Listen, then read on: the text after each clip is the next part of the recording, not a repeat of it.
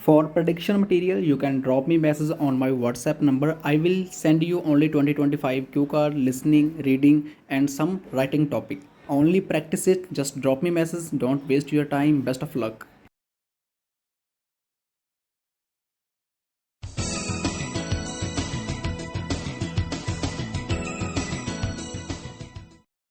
You will hear a number of different recordings, and you will have to answer questions on what you hear. There will be time for you to read the instructions and questions, and you will have a chance to check your work. All the recordings will be played once only. The test is in 4 sections. At the end of the test, you will be given 10 minutes to transfer your answers to an answer sheet. Now turn to Section 1. Section 1. You will hear a conversation between a woman making inquiries and a school receptionist. First, you have some time to look at questions 1 to 6.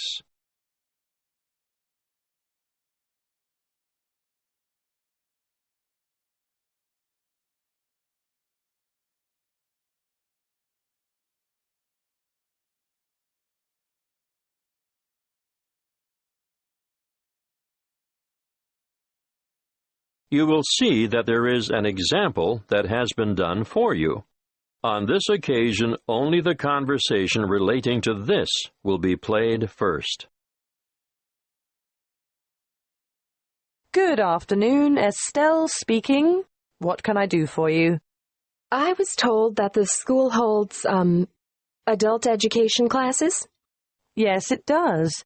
We run 7 a week, 3 on Tuesdays and Thursdays, and 1 on Wednesdays. The receptionist, Estelle, says the school holds 7 classes a week, so 7 has been written in the space. Now we shall begin. You should answer the questions as you listen, because you will not hear the recording a second time. Listen carefully and answer questions 1 to 6. Good afternoon, Estelle speaking. What can I do for you? I was told that the school holds, adult education classes. Yes, it does. We run 7 a week, 3 on Tuesdays and Thursdays, and 1 on Wednesdays. Are they all evening classes? No. Because of the number of people who work shifts these days, we've found there's quite a demand for day classes as well. Well, I don't work, and I really want to get out and meet people, so daytime or evening would suit me. What is it you're particularly interested in? Oh, anything really. Okay. On Tuesdays, we have a writing workshop for those people who've always longed to write but are hesitant about putting pen to paper. It's an evening class and runs from 6 to 7:30, but there is a restriction on numbers. Oh! Yes. The tutor has advised us to restrict participants to a maximum of 10 per session, so I'll have to check and let you know if there is room for you. Thank you. Also, on Tuesdays, there is a book club designed for older adults looking to be inspired, to learn and share insights with one another. Are there any restrictions on that? Not really, but you'd have to be able to read the prescribed book each week. You have to read set books, do you? Yes, and keep up with the others by finishing 1 a week. I understand. What else do you have? There's a history group on Tuesdays as well, run by a researcher and historian who provides a fascinating glimpse for you into the lives and society around this area 100 years ago. I don't think so. Well, what about Scrabble Club on Wednesday? It's extremely popular, you know. Sounds good. What time? 2 to 3:30 in the afternoon. Yes. I think I could manage that. Well, if you like Scrabble, you might like to join the chess night on Thursday evenings. It's more for serious players, though. Unfortunately, I don't play chess. Would you be interested in cake decorating? Well, I do enjoy baking from time to time. Have you thought about decorated cakes, though? You know, they make a wonderful focal point of any special celebration. Maybe not. Before you hear the rest of the conversation, you have some time to look at questions 7 to 10.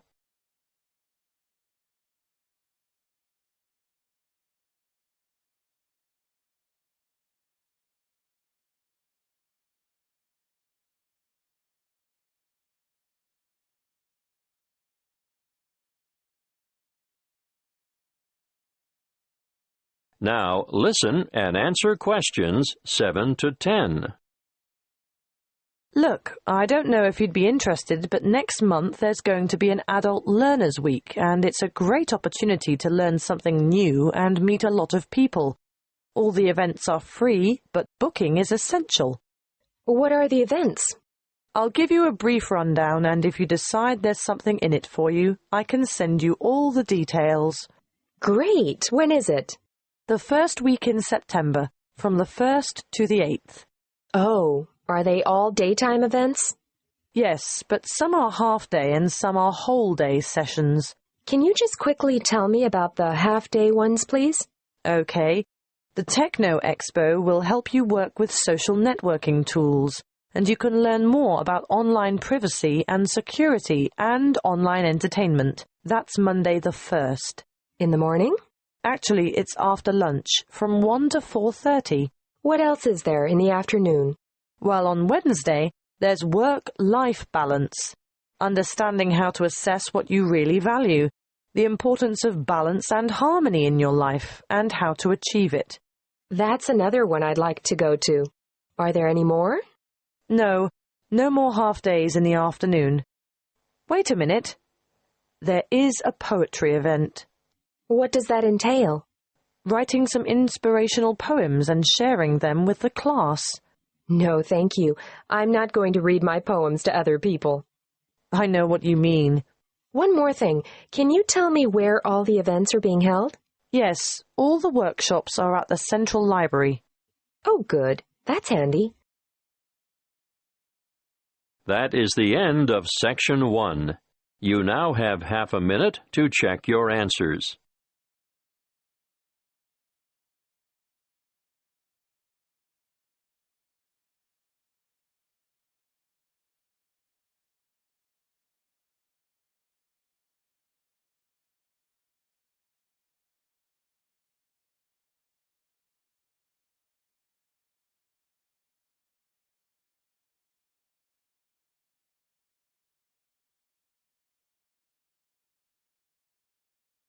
Now turn to Section 2.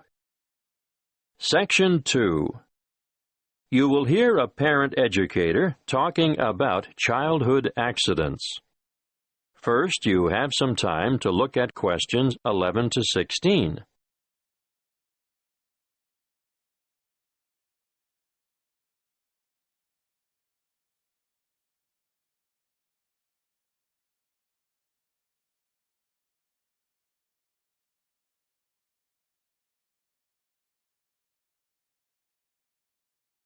Listen carefully and answer questions 11 to 16. I'm sure you are all aware that babies, infants, and children are exposed to an enormous number of potentially serious accidents all the time. Accidents where vehicles are involved are always awful, but particularly so when children are injured. Now, of course, most should never happen, but unfortunately, the casualty lists increase every year. It still surprises me that so many youngsters fall from shopping carts, for example. With small children, however, the highest proportion of accidents will occur inside the house or in the backyard. Many of the risks are obvious, but are often ill-considered, even in well-organized homes. Older children are exposed to a greater number, for they are also open to the hazards of the adult world. This should be kept well in mind by parents. Education is vital. There are some very good television shows which do the job quite well, but children should be educated from the moment they learn to crawl. And so I'd say the best teachers are parents, who can instill safety habits in the responsive minds of their children by constant repetition. In this way, they will gradually learn to avoid the danger zones. Of course, If they go to preschool, there'll be fewer hazards there, but I'm going to cover a few of the important household areas now. Firstly, kitchen hazards. The family kitchen is actually no place for a child, although children may spend a lot of time there with their mothers. All I can say is never leave saucepans on stoves with their handles jutting out. It's easy for little hands to seize hold of them, and adults can even catch themselves on them too. Scalding is a serious issue for grown-ups and children alike. If you are transporting dangerous items about the kitchen, always look to see where children are standing. Hot items are naturally high risk. Cooking with an infant at your feet can be very dangerous. Be careful with sharp and heavy objects as well. And not the least of dangers is treading on the child, or their hands or feet at any rate. Let's move on to poisoning now. An amazing number of household items are potentially lethal to babies but are often carelessly left around. Bleach, drain cleaner, and similar items should be kept out of reach of infants, who have no idea of their risks. And a word of warning here, never reuse juice bottles as containers for lethal fluids, and never leave these items within access of infants. Playground equipment deserves a mention too. Even in the most skillfully designed playground, accidents occur. We all enjoy the seesaws, but do make sure that they are evenly balanced. Personally, I don't understand the attraction of the roundabout. It makes me feel sick to my stomach. But the little ones enjoy the ride. Swings are great fun, but children just don't understand the danger of a swing suddenly coming back and striking a standing child. The results are often big bruises or even broken bones. Fractured skulls are the worst playground injuries I've seen, and these are common when young ones fall from a height such as the top of a climbing frame. I think the slides are much safer. Whatever your preference, though, be sure to keep a watchful eye on your children in the playground.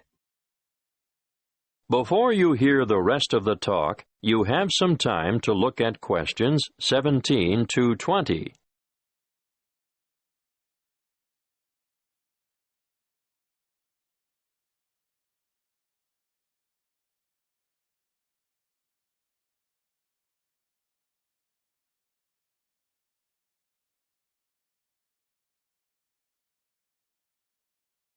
Now listen and answer questions 17 to 20. We're up to bath time now. You know that you should never leave a baby alone in a bath, because it's possible for babies to drown in a few centimeters of water. But how many of you have been tempted to go and grab the phone when it rings? My advice to you is to let it ring. And remember when you're filling the bath to put cold water in before the hot to prevent severe scalding, in case baby climbs in before it's ready. Moving on to electrical dangers, first of all, power points. These have a fascination for toddlers, and they'll shove things into the holes like hairpins, nails, screwdrivers, you name it.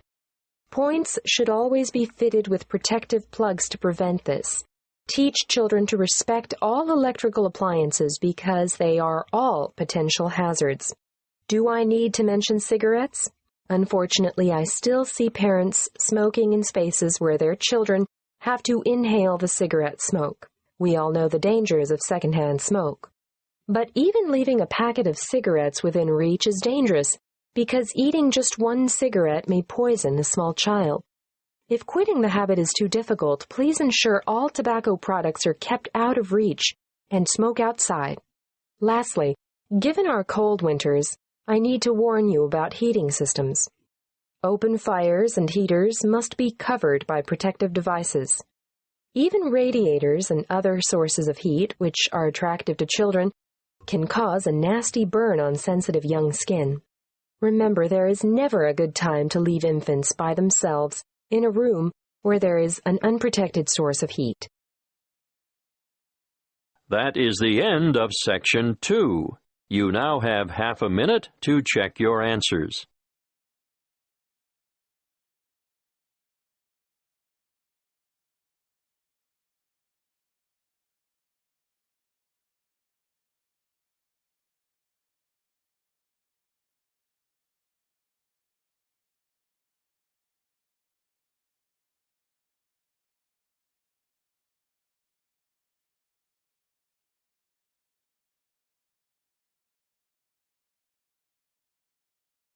Now turn to Section 3. Section 3. You will hear a conversation between two students discussing an assignment. First, you have some time to look at questions 21 to 26.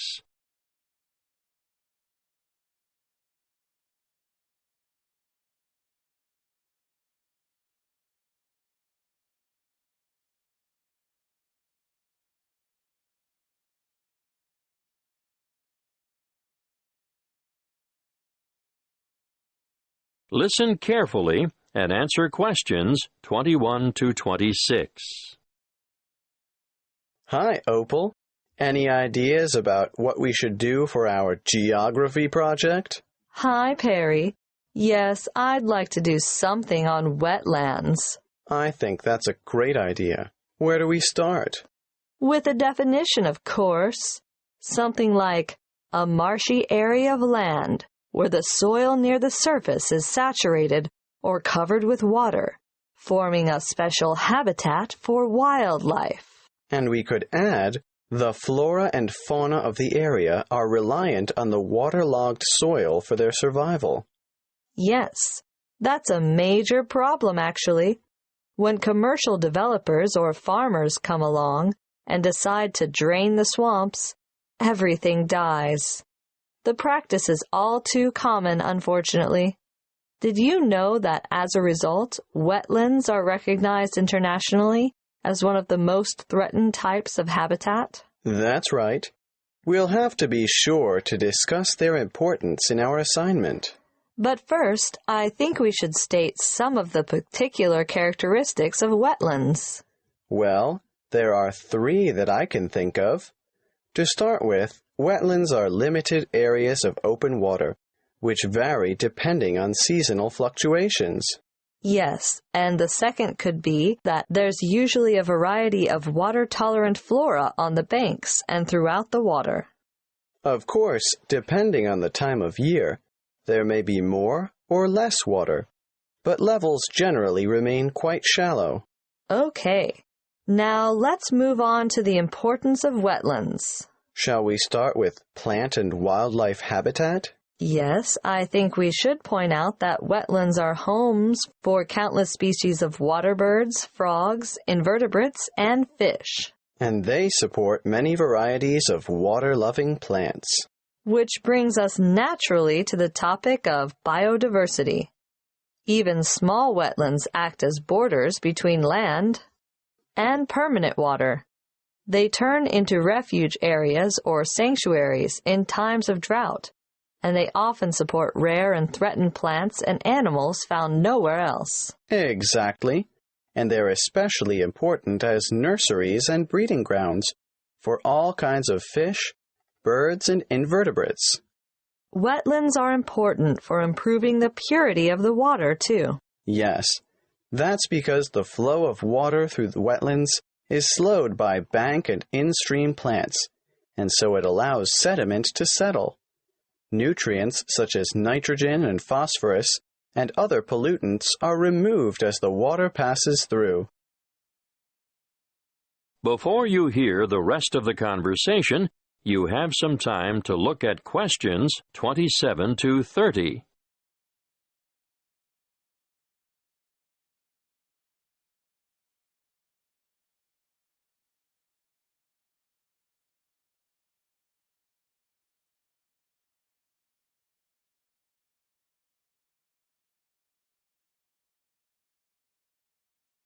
Now listen and answer questions 27 to 30. Okay, at this point, I think we should look at mangroves. They're important for nutrient removal. I think nutrient recycling is more accurate, and biological productivity, because wetlands are really very productive ecosystems. Should we do a food web then?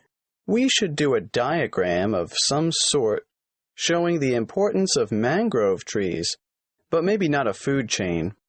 How about you explain it while I try and sketch it? Right.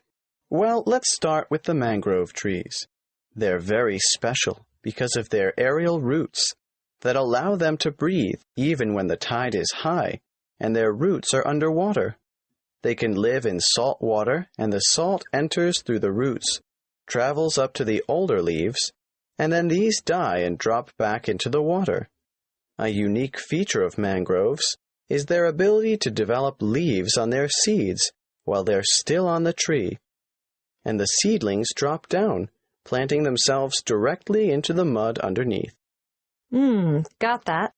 What happens to those older leaves that fall? The fallen leaves, or litter, decay in the water and form a rich mud that feeds bacteria, worms, and small crustaceans. You mean things like prawns and crabs feed on the decomposed leaf? Yes, and even little fish do as well. And bigger fish feed on them? Eventually, the remaining organic matter, which is now just very tiny particles, is taken up through the root system, providing nourishment for the mangrove trees. And the cycle begins all over again. Yes, that's exactly it.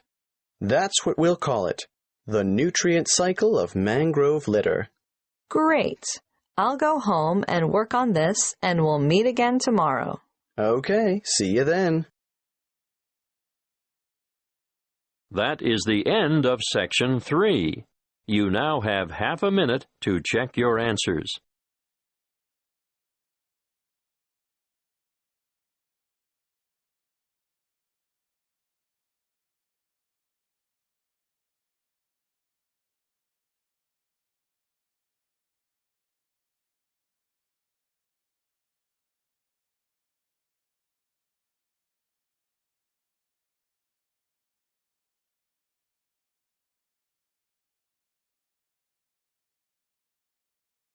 Now turn to Section 4.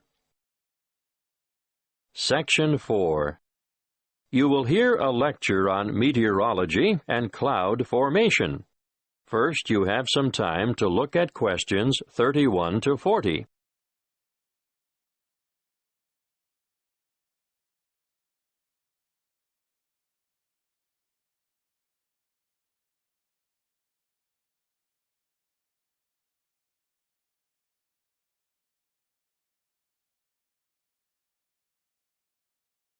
Listen carefully and answer questions 31 to 40.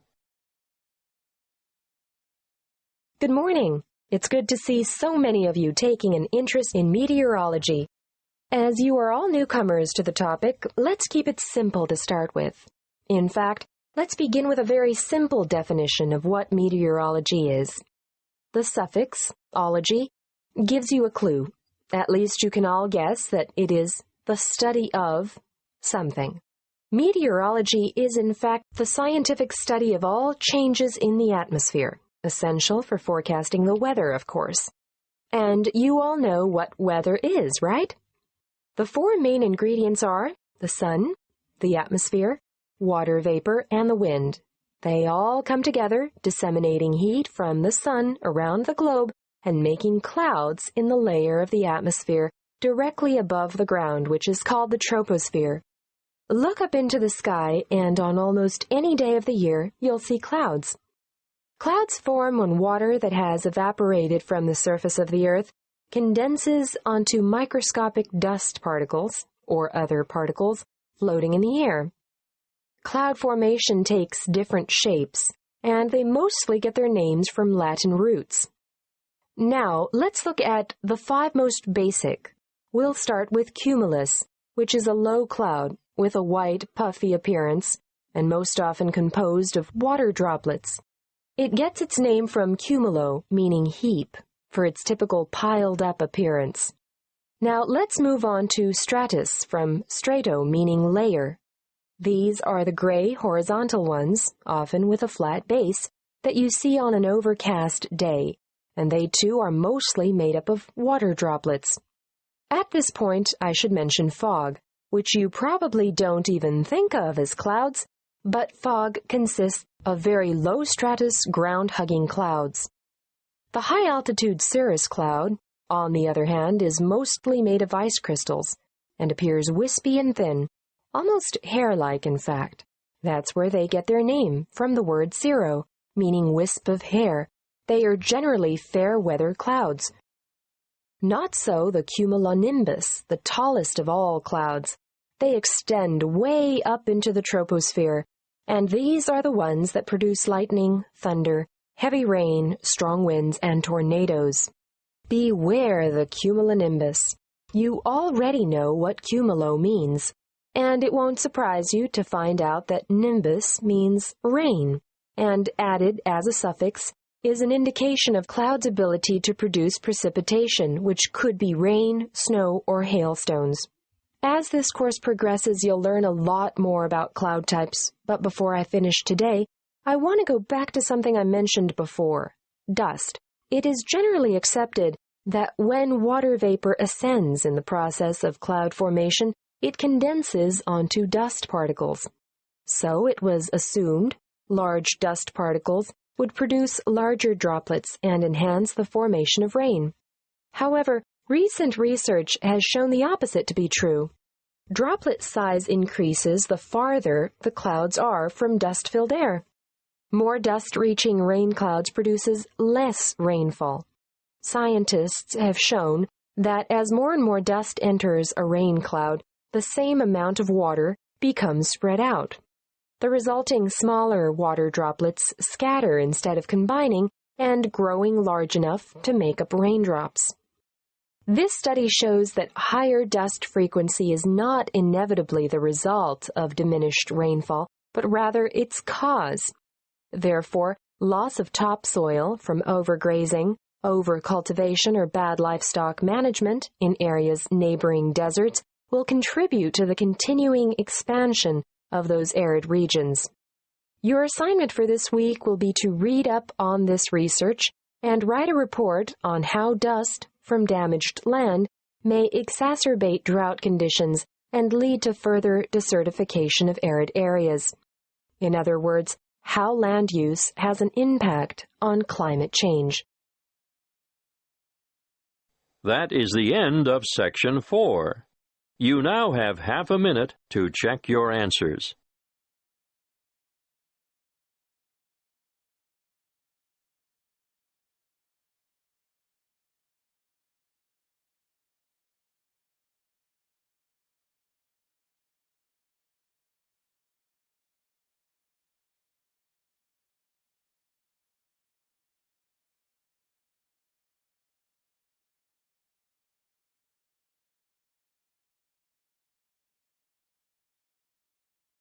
That is the end of the listening test. You now have 10 minutes to transfer your answers to the listening answer sheet.